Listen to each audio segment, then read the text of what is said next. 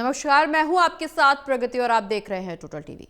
विपक्ष के नेता राहुल गांधी एक बार फिर घिरते हुए नजर आ रहे हैं। दरअसल लंबे समय से बीजेपी पर वोट चोरी कर चुनाव जीतने का आरोप लगाते रहे राहुल गांधी को देश की बड़ी हस्तियों ने आड़े हाथों लिया है। बता दें कि राहुल गांधी लगातार कांग्रेस की हार पर बीजेपी के वोट चोरी करने का दावा करते आए हैं। साथ ही कई बार चुनाव आयोग को भी कटघरे में खड़ा कर चुके हैं, जिसके बाद अब देश की 72 हस्तियों ने कांग्रेस पर चुनाव आयोग की छवि खराब करने का विपक्ष पर बड़ा आरोप लगाया है। खुला खत लिखकर विपक्ष के रवैये पर अपनी चिंता भी जाहिर की है। जजों और ब्यूरोक्रेट्स ने खुले खत में राहुल गांधी के चुनाव आयोग को लेकर की गई टिप्पणियों का विस्तार से जिक्र किया है। दूसरी ओर राहुल गांधी एसआईआर को लेकर चुनाव आयोग के खिलाफ आक्रामक तेवर दिखा रहे हैं। वहीं कांग्रेस दिल्ली में एसआईआर के खिलाफ रैली भी करने वाली है। विपक्षी दल एसआईआर को लेकर कई मंचों पर ऐतराज जता रही है। ऐसे में सवाल यह है कि क्या चुनाव आयोग पर बिना पुख्ता सबूत के वोट चोरी करने जैसा आरोप लगाना उचित है? सवाल यह भी कि क्या चुनाव आयोग का विरोध करना उसको बदनाम करने जैसा है? एक सवाल यह भी कि क्या कांग्रेस चुनाव आयोग की छवि खराब कर रही है? आज की बड़ी बहस में इन्हीं सवालों के जवाब ढूंढे जाएंगे।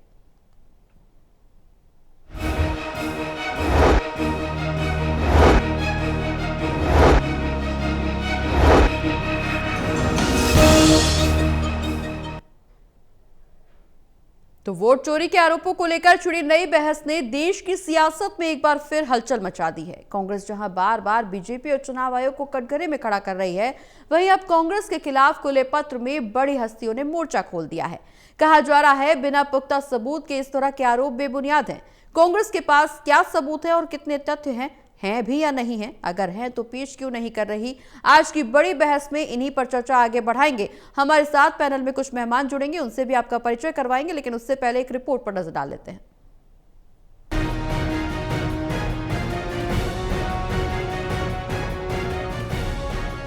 नेता विपक्ष राहुल गांधी वोट चोरी के आरोपों को उठाने के बाद देश की नौकरशाही के निशाने पर आ गए हैं। देश के 272 प्रबुद्ध नागरिकों ने खुला पत्र लिखकर इसकी निंदा की है।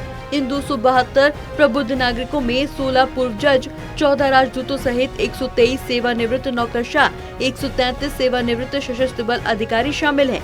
इन प्रबुद्ध नागरिकों ने खुला पत्र लिखकर विपक्ष के नेता राहुल गांधी और कांग्रेस के द्वारा चुनाव आयोग जैसी संवैधानिक संस्थाओं को बदनाम करने के प्रयासों की निंदा की। 2 पन्नों के इस खुले पत्र में इन सभी प्रबुद्ध नागरिकों में राहुल गांधी की आलोचना करते हुए पत्र में कहा गया कि उन्हें बार बार चुनाव आयोग पर उन्होंने हमला किया। उनका दावा है कि उनके पास इस बात के सबूत है कि चुनाव आयोग वोट चोरी में शामिल है। पत्र में कांग्रेस नेता के एटम बम वाले बयान को अविश्वसनीय रूप से बेहुदा बयानबाजी बताया गया। पत्र लिखने वाले झारखंड के पूर्व डीजीपी डॉक्टर एसपी वैद्य ने कहा कि संवैधानिक संस्थाओं पर टिप्पणी करने की राहुल गांधी की आदत बन गई है। देखिए, एक आदत बन गई है कांग्रेस पार्टी की, खासकर राहुल गांधी जी की, कि जो कॉन्स्टिट्यूशनल बॉडीज हैं उनके खिलाफ दुष्प्रचार करिए। पहले आर्मी पर हमला करते हैं, उसके बाद सुप्रीम कोर्ट की न्यूट्रलिटी पर हमला करते हैं, उसके बाद पार्लियामेंट की अथॉरिटी उस पर हल्ला गुल्ला करते हैं। अब पिछले कुछ टाइम से आप देख रहे हैं किस तरह इलेक्शन कमीशन के पीछे पड़े हुए हैं। भाई एसआईआर जो कर रहे हैं वो इलेक्शन कमीशन का मैंडेटेड वो है, रोल है कि जो नॉन सिटीजन है they cannot become citizen of India and vote for India. तो इलेक्शन में वही लोग वोट करेंगे जो भारत के नागरिक हैं। तो आप एक कैंपेन चला रहे हो वोट चोरी। वहीं देश की सिविल सोसाइटी के द्वारा राहुल गांधी को लिखे गए इस पत्र के बाद बीजेपी को भी राहुल गांधी पर हमला करने का बैठे बिठाए मौका मिल गया। बीजेपी नेता शाहनवाज हुसैन ने राहुल गांधी पर पलटवार करते हुए कहा कि क्या राहुल गांधी बिहार विधानसभा चुनावों में जीत कर पहुँचे कांग्रेस पार्टी के 6 विधायकों से इस्तीफा दिलवाएंगे। उनका आरोप है कि जब कांग्रेस पार्टी चुनाव हार जाती है तो चुनाव आयोग पर निशाना साधती है, और जब चुनाव जीत जाती है तो उसे अपना पराक्रम बताते नहीं थकती। एसआईआर के मुद्दे पर कांग्रेस, इनको ये पता ही नहीं है कि जनता हमारे साथ है। कभी ईवीएम का बहाना, कभी वोट चोर गद्दी छोड़ का नारा लगाने वाले, प्रधानमंत्री को माँ की गाली सुनवाकर उसको जस्टिफाइड करने वाले, कभी पूरे चुनाव प्रक्रिया चुनाव आयोग को टारगेट करने वाले। चुनाव लड़े और जब 6 विधायक उनके जीत गए हैं तो क्या उससे रिजाइन करवाएंगे कि गलत जीत गए? प्रबुद्ध नागरिकों द्वारा लिखे गए इस पत्र को assault on national constitution authorities नाम दिया गया है। इसमें ये भी कहा गया कि कुछ विपक्षी नेता जहरीली बयानबाजी और बिना सबूत के आरोपों के जरिए ये दिखाने की कोशिश कर रहे हैं कि देश की संस्थाएं ठीक तरह से काम नहीं कर रही। वहीं राहुल गांधी पर लगे इन आरोपों पर कांग्रेस का कहना है कि पार्टी राहुल गांधी के नेतृत्व में लोकतंत्र को बचाने की कोशिश कर रही है।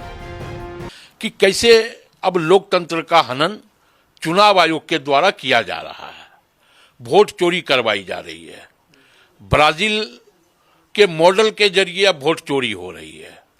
तो ऐसे में लोकतंत्र को बचाना है और लोकतंत्र को बचाने का संकल्प कांग्रेस पार्टी और आदरणीय राहुल जी ने ले रखा है।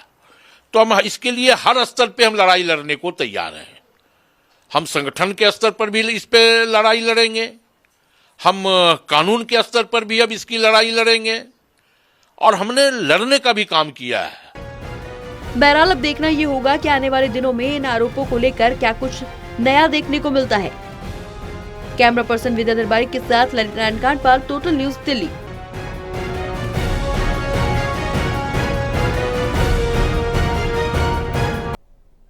तो जहां राहुल गांधी चुनाव आयोग को कटघरे में खड़ा कर रहे हैं, वहीं देश की बड़ी हस्ती नौकरशाही ने अब राहुल गांधी को कटघरे में खड़ा कर दिया है। खुला पत्र लिखकर राहुल गांधी से सवाल पूछे जा रहे हैं कि चुनाव आयोग की छवि को खराब क्यों किया जा रहा है और ये कितना सही है। हमारे साथ पैनल में मेहमान जुड़ रहे हैं वैभव श्रीवास्तव जी, जो कि आम आदमी पार्टी के प्रवक्ता हैं, मोहम्मद आसिफ जी, जो कि कांग्रेस के प्रवक्ता हैं, और ममता त्यागी जी, जो कि बीजेपी की प्रवक्ता हैं। आप सभी का बहुत बहुत स्वागत। सबसे पहले सवाल वैभव श्रीवास्तव जी से, जो कि आम आदमी पार्टी के प्रवक्ता है। सवाल उनसे इसलिए कि आप इस चीज को कितना सही मानते हैं, क्या वाकई वोट चोरी करके सरकार बनाई जा सकती है और इसमें चुनाव आयोग की क्या भूमिका हो सकती है?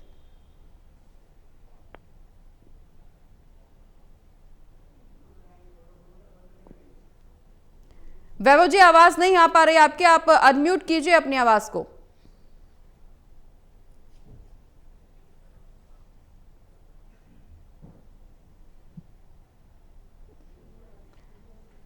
सर, आपकी आवाज नहीं आ पा रही है, आप तक पहुंचेंगे, लेकिन उससे पहले अब सवाल मोहम्मद आसिफ जी से। आसिफ जी, कांग्रेस से लगातार चुनाव आयोग की छवि को लेकर के सवाल उठाती रही है, बीजेपी पर वोट चोरी के आरोप लगाती रही है, लेकिन वोट चोरी के आरोप एक जगह, चुनाव आयोग को इसमें खींचना, उसकी छवि को धूमिल करना कितना जायज? देखिए, इलेक्शन कमीशन निष्पक्ष संस्था, क्या आपको लगता है आज निष्पक्ष काम कर रही है? वो जिस तरीके से वोट से एक दिन पहले 10,000 रुपए अकाउंट के अंदर डाले जा रहे हैं, क्या ये प्रलोभन नहीं है जी? क्या ये दिखाई नहीं देता इलेक्शन कमीशन को ये सब? क्या इलेक्शन कमीशन की पूरी आंखें बंद है, पूरा मौन हो गया है?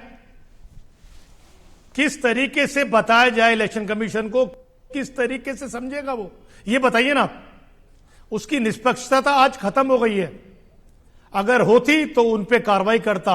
इलेक्शन कमीशन ने कहा था जो वोट होना बड़ी बात नहीं है, लेकिन अगर कोई डबल वोट डालता है उस पे कानूनी कार्रवाई होगी। चुनाव खत्म हो गए, 11 तारीख को वोट डाले, डबल वोट सामने है, क्या कार्रवाई की बताएगा इलेक्शन कमीशन आके देश को कि हमने ये कार्रवाई की डबल वोट डालने वालों के ऊपर? जो भारतीय जनता पार्टी के सदस्य भी आरएसएस के सदस्य हैं और राज्यसभा एमपी रहे हैं, कोई कानूनी कार्रवाई की? इलेक्शन नहीं की। यही तो सवाल देश के सामने आज सबसे बड़ा खड़ा हो गया है कि भारतीय जनता पार्टी के रूप में किस तरीके से इलेक्शन कमीशन आज काम कर रहा है। आज जो लोग श्री राहुल गांधी जी पे सवाल उठा रहे हैं वो पूर्व जज हो। उन जज साहब ने कभी सवाल उठाया कि दिल्ली के अंदर व्यवस्था क्या हो गई है, कानून व्यवस्था किस तरीके से दिल्ली आज क्राइम का अड्डा बन चुकी है? कभी आपने सुना इन्होंने लेटर लिखा हो? क्या दिल्ली एक गुंडों का अड्डा बन चुकी है? जेल से कॉल आती है, दिल्ली के अंदर हत्याएं होती हैं, कानून व्यवस्था बच्चा उड़ा दी गई है जी। आपने देखा दिल्ली के अंदर किस तरीके से बम विस्फोट हुआ, अमित शाह जी का फेलियर साबित हुआ। लेकिन किसी ने कहा आप बताइए कि उसने चिट्ठी लिखी हो कि दिल्ली के अंदर ये सरकार का अमित शाह जी का फेलियर है। हिंदुस्तान के अंदर जब से भारतीय जनता पार्टी कितने अटैक हो गए, फेलियर साबित हुआ, कभी कोई नहीं पकड़ा गया, कहा किसी ने? तो आसिफ जी, देश में ज्यादातर राज्य भले ही ऐसे हैं जहां पर बीजेपी की सरकार है, लेकिन कुछ राज्य ऐसे भी हैं जहां पर कांग्रेस की सरकार है। क्या वहां पर भी चुनाव आयोग निष्पक्ष नहीं रहा है? वहां पर भी चुनाव आयोग की मिलीभगत से वोट चोरी करके सरकार बनाई गई है? देखिए कर्नाटक आपने दिखाया ना, देखा राहुल गांधी जी किस तरीके कर्नाटक की एक एक चीज दिखाई आपको, उसको देखने के बाद बचता है कुछ क्या? एक एक छोटे छोटे से मकानों के अंदर इलेक्शन कमीशन आके बताना, यहां 100 से ऊपर वोटें हैं, बताए वो जीरो का आधार कार्ड कौन सा है जिसके जीरो के पते पे इलेक्शन कमीशन ने वोट बना, वो आधार कार्ड भी सामने लेके आए, उस पे एड्रेस निकल जाएगा, लेकिन जीरो के ऊपर पहचान पत्र निकलेगा कि जीरो एड्रेस है इनका, जो सड़कों पे लोग रहते हैं सोते हैं उनका वोट हमने बनाया। क्या इलेक्शन कमीशन को जवाब देने का हक नहीं है? अगर इलेक्शन बिल्कुल हक कमीशन है, तमाम बिल्कुल पॉलिटिकल आपको पार्टियों को सवाल बैठा के पूछने का इन भी हक है सवालों का और जवाब दे, इलेक्शन क्या कमीशन दिक्कत को है? जवाब देने का भी कौन हक देता है, लेकिन सवाल नहीं, सीधा सा ये है एक कि सेकंड, बीजेपी अगर सरकार बना रही है, सवाल बीजेपी से भी किया जाएगा, लेकिन मेरा सीधा सा सवाल ये है कि अगर जिन राज्यों में बीजेपी की सरकार है वहां पर कांग्रेस की तरफ से आरोप लगाया जा रहा है कि चुनाव आयोग की मिली भगत के बाद बीजेपी वोट चोरी करके सरकार बनाने में कामयाब हुई है, क्या यही हाल कांग्रेस का भी है? मैं वही आपसे कह रहा हूं, जिस तरीके से हम इलेक्शन कमीशन से विपक्ष सवाल पूछता है, भारतीय जनता पार्टी के प्रवक्ता मिनिस्टर आके हाथ के हाथ प्रेस कॉन्फ्रेंस करके जवाब देते हैं, यही तो एक गठजोड़ है ना। इलेक्शन कमीशन आके जवाब दे, क्यों जवाब नहीं देता? एक ऐसी संस्था जो देश के अंदर लोकतंत्र को मजबूत करती है, उसी की नींव हिल गई है। आज हिंदुस्तान का हर नागरिक उनसे सवाल पूछ रहा है, लेकिन जवाब देने को इलेक्शन कमीशन नहीं आता। क्यों नहीं आ रहा? क्योंकि किस तरीके से आज आप देख रहे हैं कि इलेक्शन कमीशन ने कहा ऐसा है बिहार में होना चाहिए, किसी ने विरोध नहीं किया। इन्होंने कहा घुसपैठिए, लिस्ट जारी की, घुसपैठियों की लिस्ट है, ठीक है, जो इन्होंने वोट काटे, क्या वो सारे घुसपैठिए हमारे थे? साथ वैभव श्रीवास्तव जी भी जुड़ गए हैं। जवाब श्रीवास्तव देना जी, चाहिए सवाल इलेक्शन आपसे भी कि उन क्या लोगों की- चुनाव एक सेकंड, आयोग की उन लोगों की छवि लिस्ट को देनी धूमिल चाहिए करना घुसपैठियों सही की, है? क्या जो चुनाव लिस्ट आयोग जिन्होंने की इलेक्शन मिली कमीशन भगत कहता से है, बीजेपी ये सरकार घुसपैठिए बना पा रही लिखा। है? एक सेकंड मेरी बात तो जी, पूरी होने जी, दीजिए। जी, पूरी सिर्फ कीजिए। 386 लोगों को एक साल के अंदर भारतीय जनता पार्टी की सरकार ने बांग्लादेशी साबित किया और वोट काटे ठीक जाते हैं है। लाखों की तादाद में। ठीक जब है, ठीक इलेक्शन है। कमीशन सवाल आसिफ जी पूछा और जाता है, मेहमान भी नहीं जुड़े, जवाब देता। उनसे भी जवाब जानकारी कौन लें। देते हैं? भारतीय जनता आसिफ जी पार्टी और के मेहमान भी मिनिस्टर हैं आकर। हमारे साथ, उनसे भी बात करना क्योंकि जरूरी है। 60 श्रीवास्तव गार्ड जी, मिली भगत आज भारतीय जनता पार्टी की है और भारतीय जनता पार्टी को चुनाव जिताने का काम कर रही है। ये निष्पक्षता के खिलाफ ठीक है। है, हम ठीक है, हमारी ठीक है। सरकार श्रीवास्तव पार्टी राहुल जी। गांधी जी एक एक जन तक पहुंचाएंगे, चाहे कोई भी कानूनी लड़ाई लड़नी पड़े। आसिफ जी हम इस और लोकतंत्र मेहमान की भी हत्या जुड़े को बचा कर हैं। रहेंगे। आसिफ जी और मेहमान भी जुड़े हैं, उनकी भी बात सुनना जरूरी है। श्रीवास्तव जी। जी प्रकृति जी, मेरी आवाज आ रही है? जी बिल्कुल। जी प्रकृति जी, आपको नमस्कार। ममता जी, आसिफ भाई को नमस्कार, और जो भी दर्शकगण प्रोग्राम देख रहे हैं उनको मेरा नमस्कार। प्रकृति जी, ऑपोजिशन को या किसी को चुनाव आयोग की साख गिराने की कोई भी रत्ती भर फिक्र करने की जरूरत नहीं है। चुनाव आयोग ने खुद अपने आप अपनी साख गिरा ली है। आप विपक्ष के नेताओं के बयान जो सीसी के ट्विटर हैंडल से जब कोट करके देखे जाते हैं, एक ट्रोल्स की भाषा होती है। जी, चीफ इलेक्शन कमीशन किस तरह से बर्ताव कर रहा है ज्यादा हमें बताने की जरूरत नहीं है।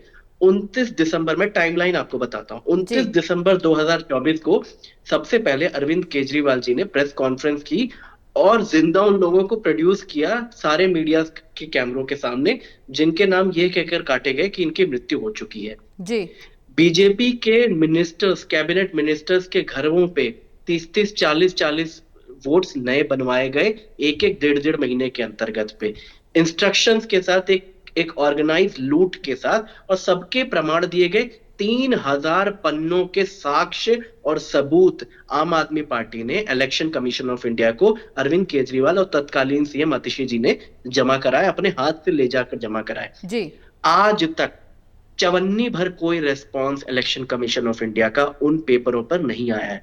इसलिए जब भी कोई इलेक्शन कमीशन ऑफ इंडिया, खासतौर से ज्ञानेश जी ने जब ये बात बोलते हैं साक्ष्य नहीं है, ये दो वो दो, तो हंसी आती है कि इन लोगों को झूठ ऐसा बोला जाता है जैसे एक पार्टी के मुख्यालय से स्क्रिप्ट दी गई है चीफ इलेक्शन कमीशन को।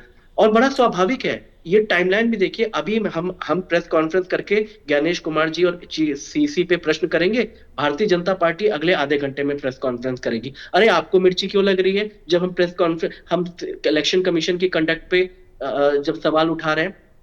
आपने बोला कि कई सारी नामचीन हस्तियों ने खुला खत्र लिखा कि ऑपोजिशन या विपक्ष की पार्टियां या राहुल जो भी कि वो मैच्योर बिहेव नहीं कर रहे हैं, वोट चोरी कर। जी, आप ये प्रगति जी, आपको ये भी बताना चाहिए था कि किस तरह से पूर्व चुनाव आयुक्त SY कुरैशी और पूर्व चुनाव आयुक्त OP रावत जी ने क्या कहा था election commission of India president Gyanesh Kumar ji के बारे में, वो भी आपको बताना चाहिए था। किस तरह से उन्होंने बताया था कि SIR का जो पूरा प्रोसेस है कि ये किस तरह से एक पेंडोरा बॉक्स ओपन है। ये कोट अनकोट में भाषा यूज कर रहा हूँ SY कुरैशी जी की कि पेंडोरा बॉक्स ओपन कर रहा है। ये गैर वाजिब है, OP रावत जी का स्टेटमेंट है। तो इसलिए मैं कह रहा हूँ इलेक्शन कमीशन ने, ठीक है। और अब अभी हाल आज की घटना है, तमिलनाडु में सुसाइड अटेम्प्ट किया है BLOs ने, तो वेस्ट बंगाल में सुसाइड अटेम्प्ट कर चुके हैं BLOs। क्यों? क्योंकि ऊपर से दबाव दिया जा रहा है। किसका जी, दबाव है? ठीक है। सब जानते हैं कि किस तरह से वोटर मैनिपुलेशन हो रहा है। ठीक है। इसलिए Bharatiya Janata party, election commission of India, ये दोनों एक एजेंसी बन के काम कर रही है। ममता त्यागी जी भी हमारे साथ जुड़ी हैं। ममता जी, जिस तरह से बीजेपी और इलेक्शन कमीशन की छवि को लेकर के सवाल उठाए जा रहे हैं, वोट चोरी के आरोप लगाए जा रहे हैं, लेकिन सीधा सा सवाल यह है कि वाकई अगर सवाल इलेक्शन कमीशन से पूछे जा रहे हैं तो जवाब बीजेपी की तरफ से क्यों दिया जा रहा है, जैसा कि वैभव जी भी बोल रहे हैं।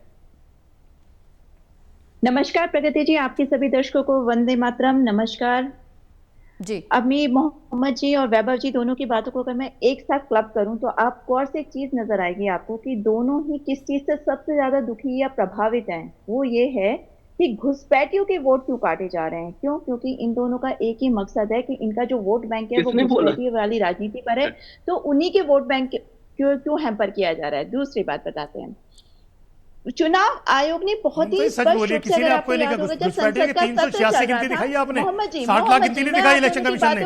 आप कम से कम कोर्ट तो ढंग से कीजिए ममता जी, प्रगति जी नहीं कोर्ट ढंग से कीजिए। 386 आपकी सरकार का आंकड़ा है, अभी सच का आंकड़ा 386 एक साल के अंदर। ममता जी नहीं, मत सच बोलिए, ममता जी सच बोलिए, हम आपका सम्मान करते हैं, आप सच बोलिए कम से कम। उम्मीद करते हैं आप अच्छी प्रवक्ता है भारतीय जनता पार्टी, सच बोलेंगे। किस तरह से झूठ बोल रही है आप? नहीं, आप गलत झूठ बोले, बिल्कुल झूठ कोट कर रही है, बिल्कुल नहीं ममता जी।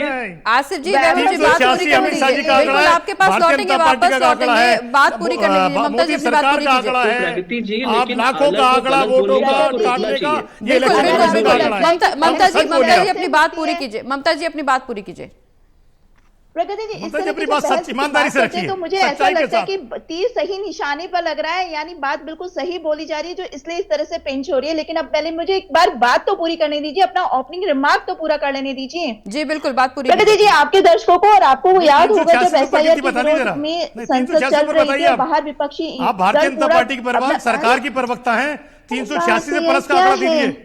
नहीं दीजिए ना, क्या है, या तो म्यूट कर दीजिए, जिनको सरकार ने माना, होम मिनिस्टर 386 जब आप बोल रहे थे उस समय किसी ने आपको नहीं टोका, एक बार उनको अपनी बात पूरी करने दीजिए। आसिफ जी, एक बार उनको अपनी बात पूरी करने दीजिए, आपको मौका मिलेगा। झूठ ना बोलने दे आप बिल्कुल भी, ममता जी झूठ ना बोलिए आप। 386 प्लस का आंकड़ा दीजिए जो भारतीय जनता पार्टी मोदी सरकार ने दिया है घुसपैठियों को बाहर निकालने का। ये 50 लाख का आंकड़ा इलेक्शन कमीशन देख रहा, बताइए आप ये 350 लाख का आंकड़ा बांग्लादेशियों का, बताइए ना देश को। ममता जी, प्रगति जी, अगर ये देखिए, मैं आपसे लास्ट बिल्कुल सही, उन्हें अपनी बात पूरी करने दीजिए। आपको मौका मिला था आपकी बात रखने का, उनको अपनी बात पूरी करने का मौका दीजिए। नहीं, सच तो बुलवा दीजिए आप प्रिया जी, सच तो आप बोलने तो दीजिए उन्हें, सच और झूठ तो बाद में बोलेंगे, पहले बोलने तो दीजिए उन्हें। 386 का आंकड़ा है, आप कोट कीजिए ना। नहीं, 386 का आंकड़ा सरकार, अरे आप बोलने तो दीजिए उन्हें, आप बोलने ही नहीं दे रहे। सच और झूठ मुझसे क्या बुलवा रहे हैं आप? पहले आप उन्हें बोलने का मौका तो दीजिए, उन्हें अपनी बात तो पूरी करने दीजिए, तब तो वो बोलेंगी। ममता जी, आप ये कह दिए सरकार ने 386 का आंकड़ा नहीं दिया है। प्रगति जी, आपका कोई ऑप्शन नहीं है, माइक को या तो म्यूट करने दीजिए, एटलीस्ट मेरा एक बार ओपनिंग रिमार्क होने दीजिए, बाकी इनको जो बहस करनी है करते रहिएगा। ठीक है, आप अपनी बात पूरी कीजिए। प्रगति जी, अब इन दोनों के माध्यम से एक चीज तो पता चल गई, क्या कि सिर्फ हंगामा खड़ा करना इन लोगों को आता है। इनके ये कोई जनता के लिए लड़ाई करना, सूरत या सीरत बदलना कहीं कोई मकसद नहीं होता। वो अभी भी जो डिबेट पे कार्य कर रहे हैं उससे साफ जाहिर होता है।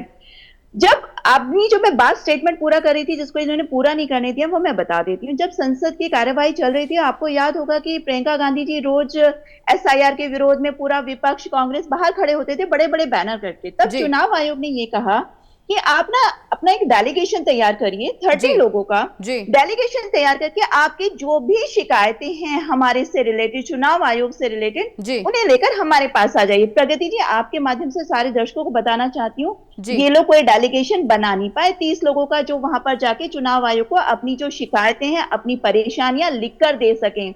जी। एक साधारण सी बात है, आम आदमी भी जानता है अगर उसके घर में कोई चोरी हो जाए या उसे चोरी होने का शक हो या उसे लगे कि उसके पड़ोसी ने उसके घर पे किसी तरह का कब्जा कर लिया है, तो क्या माध्यम है? पुलिस में शिकायत करिए। चलिए पुलिस नहीं मानती, मैं कहती हूँ पुलिस को मैं चुनाव आयोग के बराबर रखती हूँ, ठीक है, चलिए पुलिस नहीं, कोर्ट का माध्यम लीजिए, लेकिन नहीं, इन्हें सिर्फ शोर मचाना है। एक बार प्रगति की अपनी एक बार बात पूरी कर लूं। जी ठीक है। ये कभी इंडिया अलायंस में एक दूसरे के साथ खड़े होते हैं, कभी ये अलग अलग खड़े होते हैं, अवसरवादिता की राजनीति करते हैं। तो इन लोगों के लिए मैं हमेशा से कहती आई हूँ, देश के भ्रष्टाचारी जमात लगाए बैठे हैं, जनता के पैसे को पहले तू खाएगा या मैं, नंबर लगाए बैठे हैं। इनकी राजनीति सिर्फ ठीक है, लेकिन ममता जी सवाल का जवाब अभी भी नहीं मिला कि जब इलेक्शन कमीशन से सवाल पूछा जाता है तो बीजेपी को मिर्ची क्यों लगती है, प्रेस कॉन्फ्रेंस बीजेपी क्यों करती है? मोहम्मद आसिफ जी से बिल्कुल ठीक है, मोहम्मद आसिफ आपके पास वापस लौट रहे हैं, मोहम्मद आसिफ जी का जवाब ले लेते पहले। जी जी, मैं कहूंगा भारतीय जनता पार्टी की प्रवक्ता ने भी कहा घुसपैठियों को रोकने के लिए, घुसपैठी रोकने के लिए भारतीय जनता पार्टी की मोदी सरकार ने 386 का आंकड़ा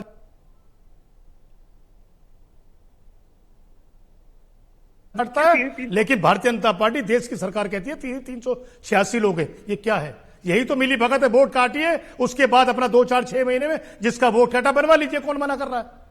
हमने रोका थोड़ा ये इलेक्शन कमीशन ने, फिलहाल उनका वोट रोक दिया। क्या परवेश वर्मा जी के घर पे जो इतने वोट बने थे, क्या उन्होंने वोट आम आदमी कांग्रेस पार्टी को दिया जो 3 महीने के अंदर छते पर बने? क्या उन्हीं को वोट मिला ना? वो यही तो सबसे बड़ी वोट चोरी है जो आज हिंदुस्तान के अंदर हो रही है। एड्रेस चेंज कर एक स्टेट से जाकर दूसरे स्टेट में वोट बनवाना, और जब पकड़े जाना इलेक्शन कमीशन कहना कानूनी कार्रवाई होगी, दंडित किया जाएगा। और अभी तक दंडित नहीं किया गया भारतीय जनता पार्टी के बड़े बड़े नेताओं को जो दिल्ली में, उत्तराखंड में, हरियाणा में वोट डाले थे, फिर बिहार में वोट डालते हुए मिले। यही तो गठजोड़ है Bharatiya Janata party election commission का। इसी को देश उजागर कर रहा है। देखिए, यही देश को दिखाई दे रहा है। अब आगे चल के देखिएगा बंगाल के अंदर भी जब ऐसा होगी एक लंबी लिस्ट आएगी, लेकिन हमारी अमित शाह जी मोदी सरकार उन बांग्लादेशियों बांग्लादेश नहीं भेजेगी, लेकिन वोट लिस्ट में नाम काट देगी और कहेगी बाद में अपना वोट बनवा लेना। ठीक है आसिफ जी, ये क्या देश के अंदर हो रहा है? ठीक है आसिफ जी, आप अपनी बात दोबारा रखिएगा। फिर जी अपनी बात खत्म कर। उन्होंने कहा कोर्ट नहीं, एक सेकंड, मैं कोर्ट के ऊपर जा रहा हूं जी। हरियाणा कोर्ट ने राम रहीम को, बलात्कारी को सजा दी जी। कोर्ट की सजा के बाद किस तरीके से 14-18 बार वो भारतीय जनता पार्टी की छत्र छाया के अंदर जेल से बाहर आता रहा। ये कानून व्यवस्था है, ये कोर्ट का फैसले का सम्मान है, उन बहन बेटियों का सम्मान। आसिफ जी समय की कमी है, समय की कमी है, बहन बेटियों के साथ बलात्कार हुआ, उन बहन बेटियों की मदद करूंगा मैं। आसिफ जी समय की कमी है, आपके पास वापस लौटेंगे। वैभव जी अपनी बात पूरी कीजिए।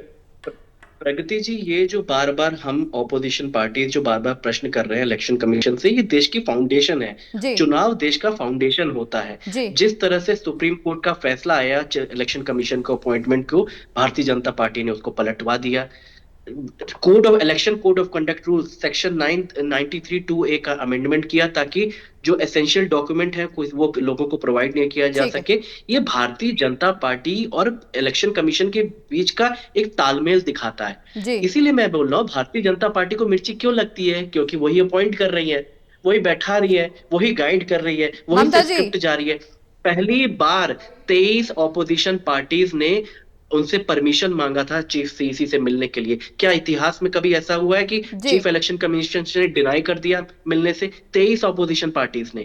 क्यों हो रहा है? क्योंकि चीफ इलेक्शन कमीशन बीजेपी की स्क्रिप्ट पढ़ते हैं, मोदी जी की स्क्रिप्ट पढ़ते हैं। ममता जी क्यों मिर्ची लग रही है? प्रगति जी पहले बिल्कुल, प्रगति जी सबसे पहली बात तो मैं इनको ये बताना चाहूंगी कि चुनाव आयोग जो भी अपनी शिकायतें होती हैं उन्हें लिखकर देने को कहता है, और मैं कहती हूँ उन्हें चुनाव आयोग पे भरोसा नहीं है। प्रगति जी आप याद करिएगा, अभी तक हाइड्रोजन बम, एटम बम के नाम पर जो राहुल गांधी जी ने 3000 पन्ने की लिखित शिकायत, 3000 पन्ने की। सुन ही नहीं पाते हैं, बात सुनने की हिम्मत क्यों नहीं रखते हैं? आखिर इतना इंटॉलरेंस, इतना इम्पेशंस कैसे हो जाता है? 3000 पन्ने की लिखित कंप्लेन दी हमने, 3000 पन्ने की लिखित कंप्लेन, 3000 पन्ने की लिखित कंप्लेन दी है।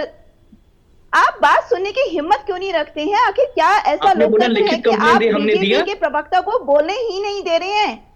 बात सुनने की हिम्मत तो रखिए। ठीक है, बात पूरी कीजिए। ममता जी समय की बहुत कमी, बात पूरी कीजिए कम शब्दों में। प्रगति जी समय की क्या बात होती है? क्वेश्चन तो इतनी देर में कहां तक बोलने ही नहीं देते, उससे पहले ही जाते हैं। आप भारतीय जनता पार्टी जवाब नहीं दिया। अरे तो आप अपनी बात पूरी कीजिए, आप अपनी बात रखिए। आप लोग तो लड़ना शुरू कर दे रहे हैं, अपनी बात तो रखिए, मुद्दे पर बात कीजिए ना। आपके लिए कठपुतली बन चुका, नमस्कार कर रहा है आपके आगे नेताओं। ठीक है, आप अपनी बात पूरी कीजिए। पूछा गया कि अगर आपके पास है ब्लैक एंड व्हाइट में इतने सबूत है, बार बार हाइड्रोजन बम, एटम बम की बात करते हैं, तो आप अपनी लड़ाई कोर्ट तक क्यों नहीं लेके जाते? तो उनका जवाब क्या निकला कि नहीं, मेरा काम तो सिर्फ हंगामा मचाना है, प्रेस कॉन्फ्रेंस करना है, मेरा कोई असली लड़ाई लड़ना नहीं है। और दूसरी बात बता दो, 3000 पन्ने की रिपोर्ट सबमिट की गई थी। अरे 3000 पन्ने की, कैसे झूठ बोल रहे हैं बैठ के। ठीक प्रगति जी, या तो आप माइक को म्यूट करना मैं कहूंगी करना शुरू कर दीजिए, वरना तो इस तरह की डिबेट का भी काम आप कर दीजिए। मकसद ठीक है, ममता जी, ठीक है, मुझे ठीक लगता है है। कि राहुल ममता गांधी, जी, ठीक ममता है, जी राहुल को गांधी बैठा द्वारा देना वोट चाहिए। चोरी के आरोपों को लेकर देश की आवाज दबा दीजिए आप। 72 लोगों ने अब खुला पत्र लिखा है। इस पर इन सभी के द्वारा लोकसभा में नेता विपक्ष राहुल गांधी के द्वारा संवैधानिक संस्थाओं पर सुनियोजित हमले करने का आरोप लगाया। हालांकि लगातार कांग्रेस की तरफ से इन आरोपों को बेबुनियाद बताया जा रहा है। हमारे साथ 3 मेहमान जुड़े हुए थे, तीनों पार्टी के प्रवक्ता जुड़े हुए थे। आप सभी का बहुत बहुत धन्यवाद हमारे साथ चर्चा में शामिल होने के लिए। चूंकि बड़ी बहस में लगातार इस मुद्दे को उठाया जाता रहा है कि देश में क्या चल रहा है। आज का मुद्दा यही रहा कि वोट चोरी के आरोप को लेकर के कांग्रेस हमलावर जरूर है, लेकिन इस पर बीजेपी का साफ तौर पर कहना कि ये आरोप बेबुनियाद हैं।